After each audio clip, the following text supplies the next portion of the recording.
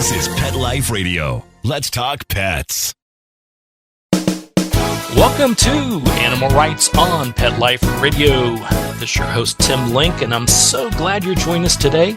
We have a very exciting, fun, and really intriguing show coming up. We're going to talk to Dr. Karen Fine about her latest book, The Other Family Doctor. That's a book about a veterinarian, which is Karen, and she explores what animals can teach us about love, life, and mortality. So I'm really interested to see all those angles. I know about the love and life part, so I want to pick her brain a little bit more about the mortality part of it.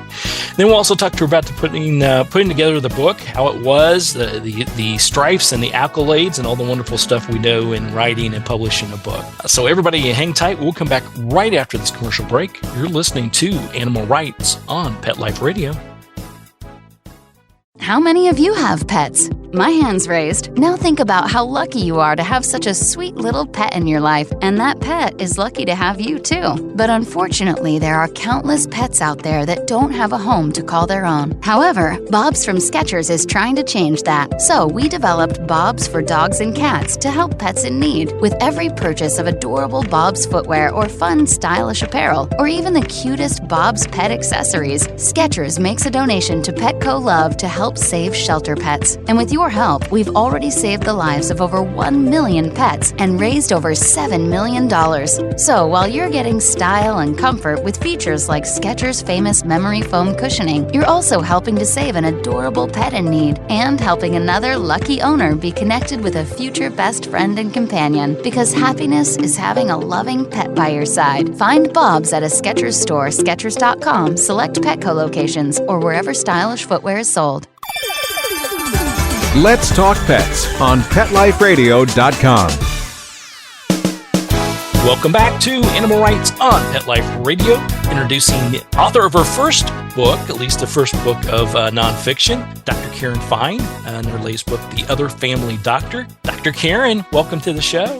Thank you so much for having me. Oh, it's a pleasure. It's a pleasure. And congratulations on a fantastic read and very interesting, intriguing. And as we were talking off air, you're being able to take care of all types of animals. So we're going to pick your brain a little bit on that as well. Yeah, thank you. So the book's called The Other Family Doctor. A veterinarian explores what animals can teach us about love, life, and mortality. So tell us a little bit about the book and how it really all came about and what the epiphany was to put all of your wonderful experiences over the past 25 years into this particular book. Yeah, I had actually really thought about it for a long time, years and years. I thought maybe one day I'll write a book and I will explore a little bit more about euthanasia, because it's something that people don't really talk about very much, even among veterinarians. And it's not like that's the whole book, but I did want to kind of open up this topic a little bit that people don't really talk about that much and make it maybe a little bit less scary for people. No one wants to sort of think about losing their pet or euthanasia. But unfortunately, if you love an animal, unless it's a tortoise or a parrot, odds are you're going to be faced with their loss someday. So I thought, by going through not just some of my own personal losses, but also what it's like to be work as a veterinarian, I wanted to talk about that. And I also wanted to talk about how I feel that animals are not afraid of death. So I've seen many animals on the brink of death, and I've euthanized many animals, and I don't sense fear from them. I think they have this mind-body connection where they recognize that their body is breaking down. And much like an animal will understand if they're pregnant and that it's time to give birth, this is what your body needs to do. They kind of get those messages from their body. I think dying is a very similar process for them. Whereas with people, we tend to think about it ahead of time quite a bit. And I think not that animals can't be in denial, but I think there's maybe less of that than with people. They don't think about it beforehand, but when it's happening, I feel like they seem to accept it. And I feel like there's a lot we can learn from animals. Yeah, and I thought that part of it was fascinating. I mean, the book as a whole is fascinating. It gives you, huge insight and also a little bit different take and thought on how animals may be going through the process themselves. And I've always told clients that I firmly believe, that animals are in tune with their bodies. They understand their bodies. I think they actually have a better connection with their bodies in the fact that they know it's a vehicle or a vessel to fulfill their purpose. And when it's time to let go, either from, physically let go or move on, they do that a little bit more grace and a little bit more ease. Where us humans, we hang on to our bodies like this body is us. And so we hang on to Mhm. the very last minute. What's your thoughts on that? I completely agree with that. And I think, we're kind of in our heads a lot. And I think animals, I have observed, and this is not something you can really quantify and measure, but I feel like I've seen animals who don't want to leave their people. But I also don't think they're thinking ahead of like, oh, I'm going to miss this event or that event or what happens to this. And maybe we look at it more from a control perspective, if we don't have control or the illusion of control, maybe. I think there's a lot of interesting things to explore about why I think animals may handle this better. I think we could learn a lot from them. And then another thing about why I wanted to write about it was I see a lot of human suffering. And I wanted to kind of address that about, around some of these issues. And I feel like also people feel a lot of guilt after their animal dies. And I think there's a lot of, oh, I could have, should have done this or that or the other thing. Whereas the animals, I think, are just really, like you said, they're in tune with their body and they understand, maybe they don't have this, like an identity that the body is their identity or something like that. You said it a little better than that, but I like what you said. Yeah, that's absolutely true. I think a human characteristic is our ego, and I'm not saying that Mm, necessarily in the negative sense as we think of ego, but it's true. We think of ourselves as this meat suit that we carry mhm, around all the time, right. and I think animals come into this with a better perception of who they are and what they are from both a spiritual standpoint as well as just being on purpose for why they're here. And so I think it's a little bit easier for them to let go. But let me ask you from a veterinarian standpoint, I work also with clients on sort of the grief counseling when an animal is going to make their transition or has made their transition, going through the things that you had just mentioned, the grief. Did I do it too soon? Did I do it too late? Did I do it the right way? All the things we beat ourselves up for. How do you handle that as a veterinarian? Because obviously, I've had many, many, many, many animals, and unfortunately, they do leave us too soon, like you said. And a veterinarian's role is to help with that transition. But then a lot of times, you won't see your veterinarian for until the next animal you have to bring in. How do you deal with that from a veterinarian standpoint, in knowing that your client is probably going to go through these same doubts and questions, and perhaps you won't get a chance to help them through that or ease them through that? A lot of people do talk about it as they're making a decision or as the death is approaching. And each one is really an individual thing in terms of making a decision. So what may be right for one animal is not right for another one or for that person and their situation and sometimes their financial situation has to come into play. So I really try to talk people through it. Like you said, because I know I'm not going to see them after. And when I have seen people after, or they come in with another animal, they say things. And what really breaks my heart sometimes is they have this narrative of, I did the wrong thing with my previous animal or my other animal. And that just breaks my heart because usually that's not my opinion. And I think the people that tend to worry and obsess over it are not the people who tend to be, sort of doing the wrong thing. We make the best decisions we can with the information that we have at the time.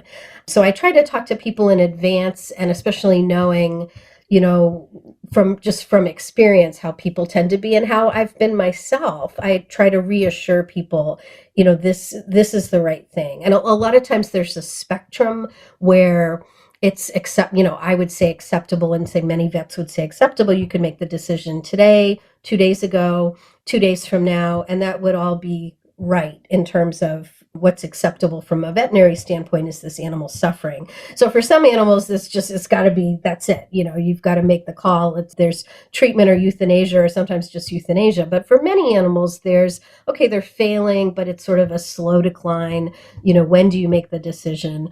So I try to help people with that, and to feel like, that I really want them to be okay with that decision, because I don't want them thinking, oh, well, I did the wrong thing. Because I feel that really becomes a negative narrative that people carry with them, and that it's just doesn't really do anybody any good.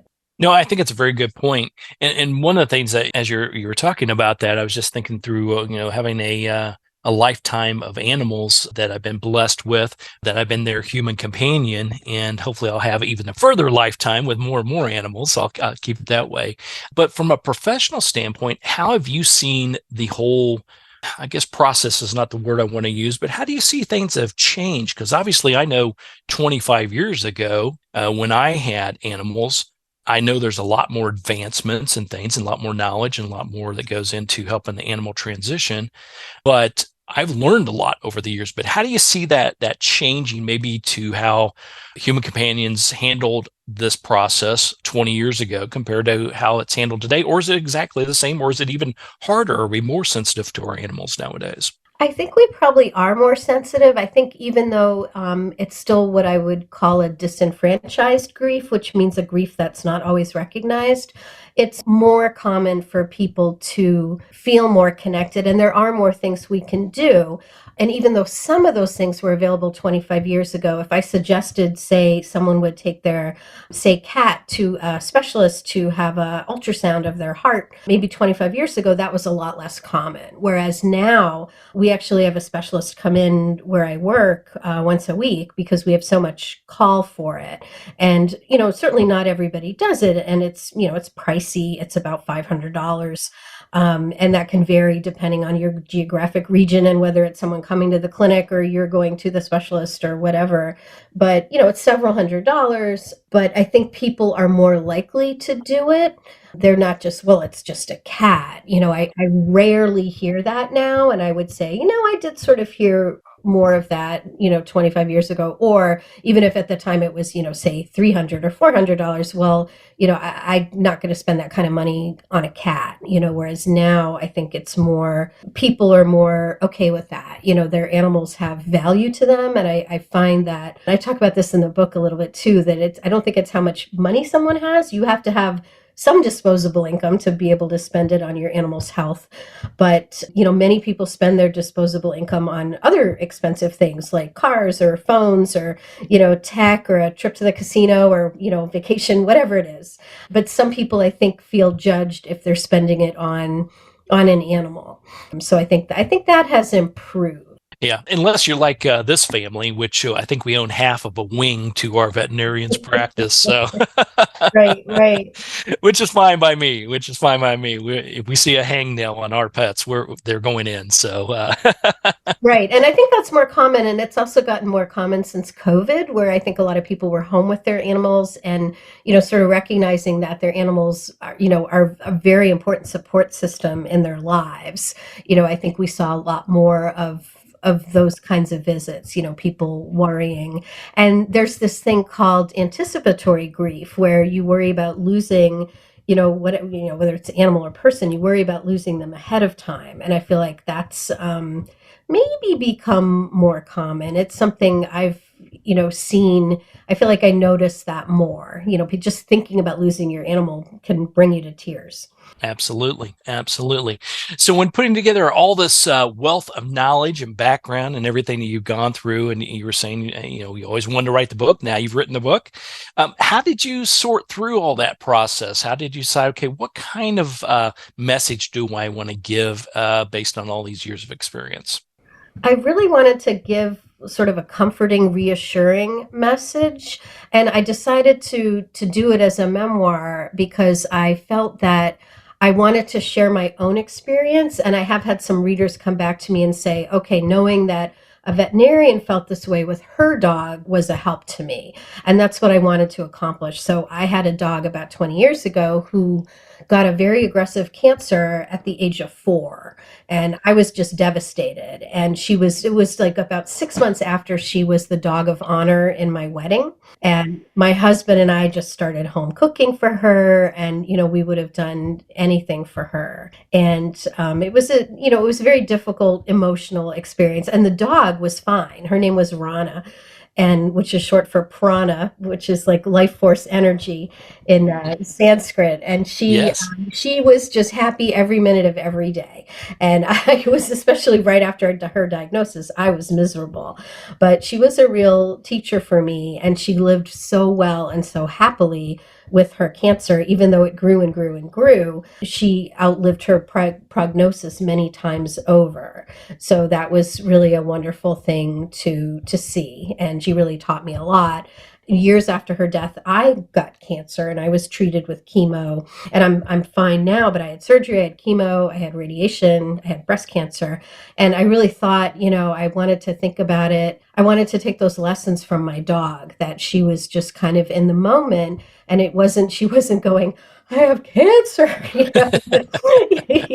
Give me more treats, please. Right. Although I did kind of, at one point my husband was like, she had a problem where she leaked urine, and it did end up responding to a certain medication. But, he was like, she's going to leak. She's on the sofa. And I would say, she has cancer, which I was just joking, at that point. But yeah, I think with people, we tend to, say you're nauseous, and you're nauseous from, and I speak from experience, say you're nauseous from having chemo.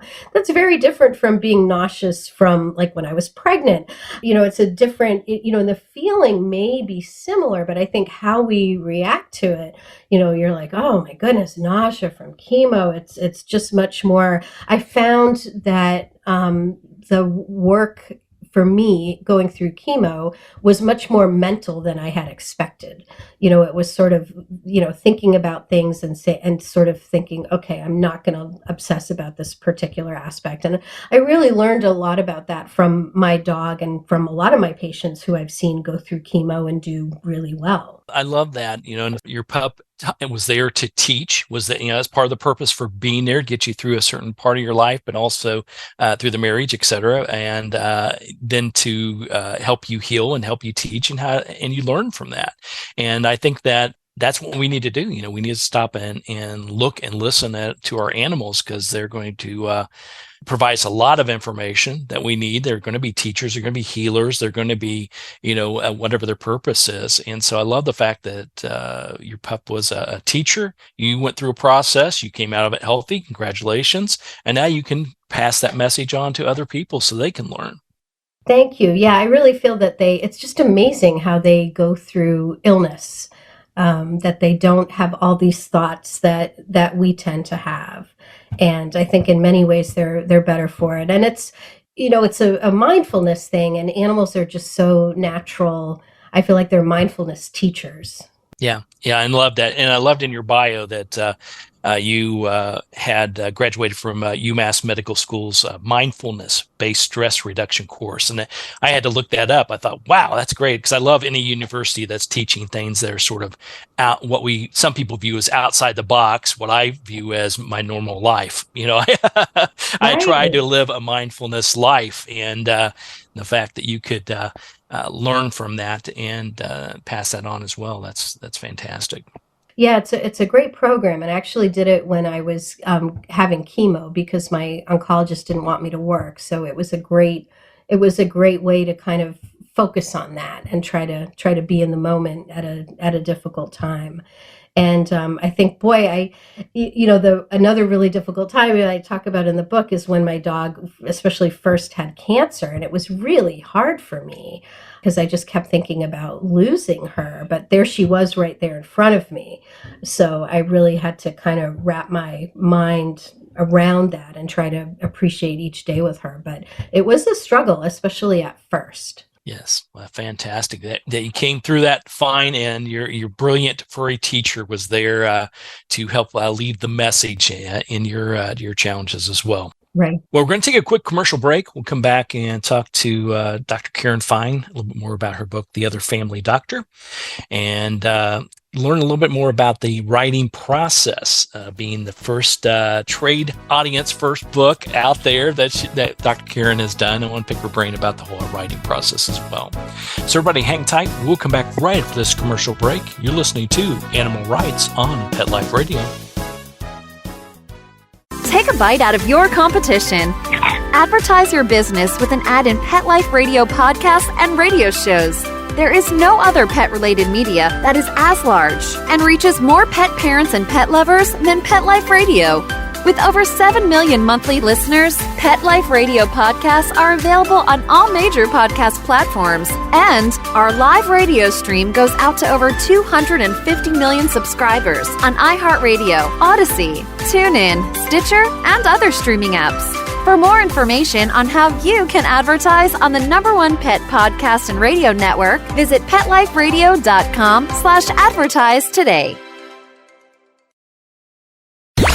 Let's talk pets Let's talk pets on Pet Life Radio. Pet Life Radio. PetLifeRadio.com.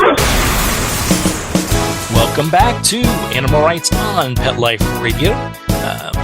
Continue our conversation with Dr. Karen Fine, and now author and veterinarian extraordinaire, Dr. Karen Fine. We'll put it that way. Oh, thanks. Yeah.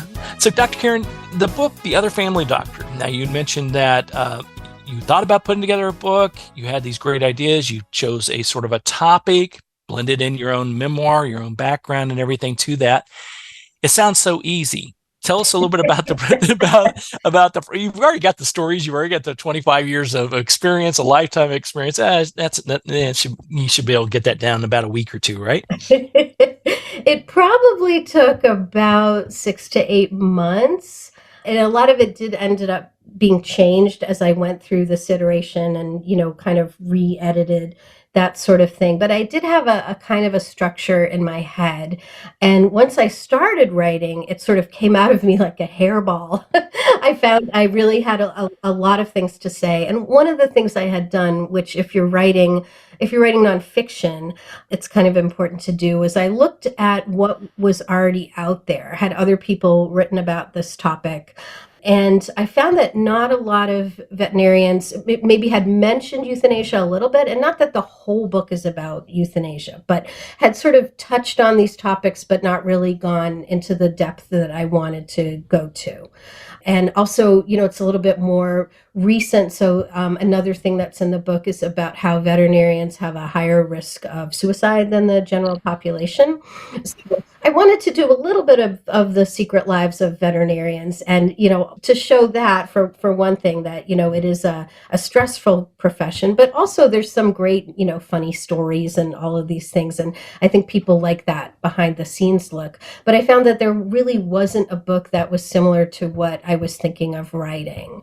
So that was a little exciting, because sometimes you think, oh, I wonder if there's a book about this, and you look it up and there's 10. Yes. Certainly everyone has their own, especially with memoir, everyone has their own story.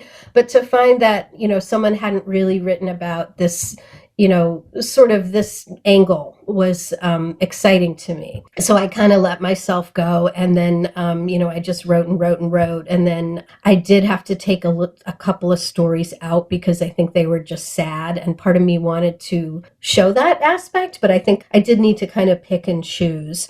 And then from going to veterinary school, I really learned how to do research. So I found that I really had to do a lot of research about the publishing industry, because you can't just go and say, oh, well, I'm a veterinarian and I've written a book. Right. To get published by a large publisher, you need an agent. So it took me several years to find an agent, and that was quite a learning process, which I think was good. And I think to some extent the publishing industry wants to know that you're serious about it. It's not just a little hobby for you. I think that's kind of where some of this comes from, that there's a real structure around finding an agent and getting traditionally published. So I was very lucky, and I got a wonderful agent, and then my book ended up selling to Penguin Random House. So I definitely worked hard, but I was also very fortunate. And I have a wonderful editor. I had a wonderful editor for the book. So it was really, really like a dream come true. That's fantastic. Well, that process seems a little shorter than some go through. So it seems like it was in the stars for you to be able to put together this wonderful book. Yeah, I want to say it might have been maybe 6 years from when I thought about, okay, I'm going to start writing, from when I started to publication. And relatively speaking, yes, some people take much longer. And I think some people take longer to write it. But I think it might be because I did house calls for 25 years. A lot of this stuff was percolating in my mind. And it might have been when I was driving from one person's home to another that I was kind of thinking about things. And I wish I'd written more down. I hadn't written as much down as I would have liked. But once I started, there were some stories that I had in my head, or maybe I had told to people, that I found I could write down. And then the hardest part really was not the writing, was the structuring of, where do you put this story and how do you link this with this?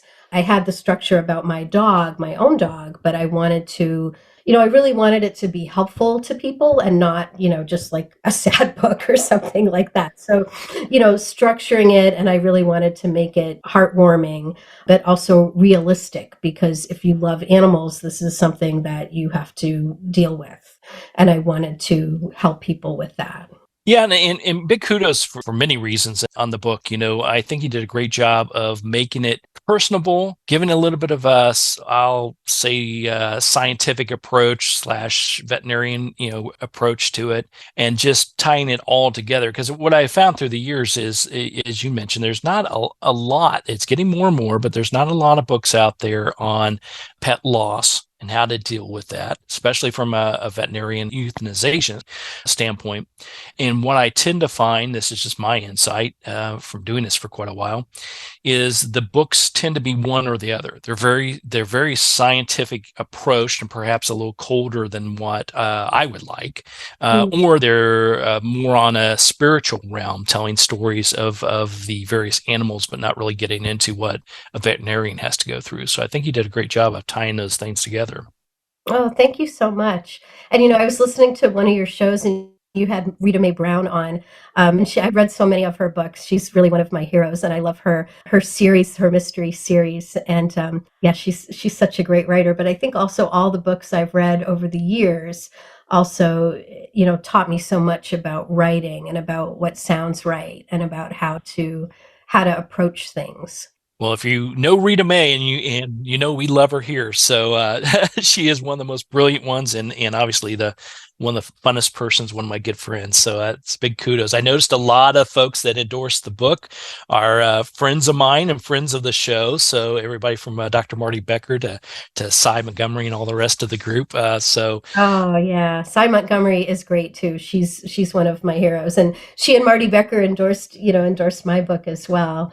Yeah, but yeah, Rita Mae Brown, I remember opening one of her books and reading, she just wrote about somebody walking down the street, and it was one of the best sort of way to say that somebody walked down the street I had ever heard. She's very talented. Absolutely, absolutely. Well, I tell you, one of the other things I love about your book, The Other Family Doctor, is the resource section. In the back of the book, you've got various resources in here of items to read, articles to read, books for adults on pet loss, books for children on pet loss. It really gives some people some insight that, I found through the years that most people feel like they're on an island, even though logically, I think they think, well, everybody's gone through pet loss. If they've had a pet, they've had to help their animal transition. But they almost seem like they're on an island. And with some of these resources and through your help and efforts, it helps people know that we're all in this together.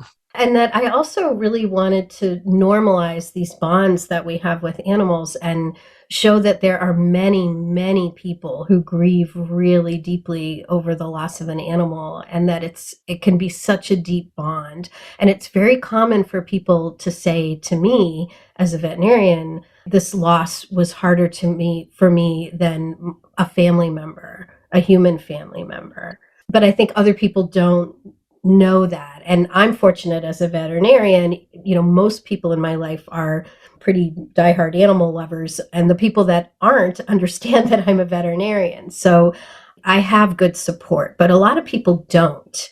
And, I wanted them to understand how common it is that you you have these deep, deep feelings. And even though they're not necessarily supported in our society, like you can't, call up your workplace and say, well, my animal is about to die and I needed some time off of work.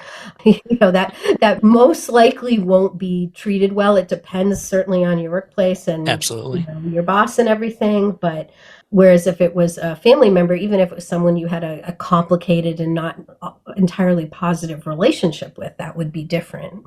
Right. Yeah. And I think when I mentioned earlier about what has changed, let's say over the past 25 years, that culture in business society seems to be shifting as well, at least a little bit. I find there are veterinarian insurances that now you can have if you're with a business. My wife's work, her offices, they offer veterinarian insurance. We've had it for years, but it's nice. It's part wonderful. of the package.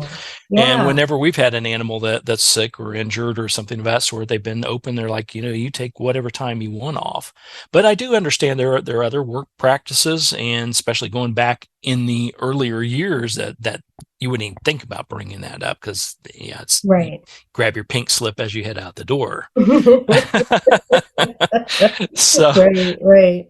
Yeah. So I'm hopeful that we continue on our path, our mindfulness path, and realize our animal, continue to realize more and more how important our animals are in our life and the teachings and lessons that they have and how much they are a family member. Right. Absolutely. And I think part of it too is our daily routines and revolve around our animals. And then when your animal isn't there, your whole routine, and not just there's the huge love and companionship and support we get from them, but your whole life is disrupted because, you think about them multiple times a day. You're doing all these things and they've kind of woven themselves into your life and you've woven yourself into their life. So that it's a very difficult separation to pry that apart. So the message is you've got the book completed. It's out there. Everybody go out and pick up a copy of The Other Family Doctor. What do you hope that people gain from this? Is there a centralized message you're hoping that they gain once they read through the book? Yeah, I think I would hope that people realize that they're not alone in having these really deep, profound relationships and connections with their animal, that they're not on an island, that, of course, nobody's relationship is going to be exactly the same, but that many people feel as deeply as they do, especially if they're going through something with their animal, with an illness or at the end of their life, that they're not alone. Very good. Very good. And that message comes through loud and clear in the book. So everybody pick up a copy of the book. It's The Other Family Doctor. A veterinarian explores what animals can teach us about love, life, and mortality. It's by author and Dr. Karen Fine, DVM. Dr. Karen, thanks so much for coming on the show. We appreciate it. Congratulations on the book. And we'll post all this and look forward to seeing your next book. Let's not make it 25 years next time. That's great. Thank you so much for having me on the show. Our pleasure. Our pleasure. Well, we're coming to the end of the show today. I want to thank everyone for listening to Animal Rights on Pet Life Radio. I want to thank the producers and sponsors for making this show possible. If you have any questions, comments, or ideas, or people you want to hear from on the show, drop us a line. You can find us at petliferadio.com. And while you're there, listen to all the other wonderful hosts and shows. It's a cornucopia of fun entertainment, and it's all about animals, so you gotta love it. So until next time, write a great story about the animals in your life, and who knows, you may be the next guest on Animal Rights on Pet Life Radio. Have a great day. Let's Talk Pets, every week on demand, only on PetLifeRadio.com.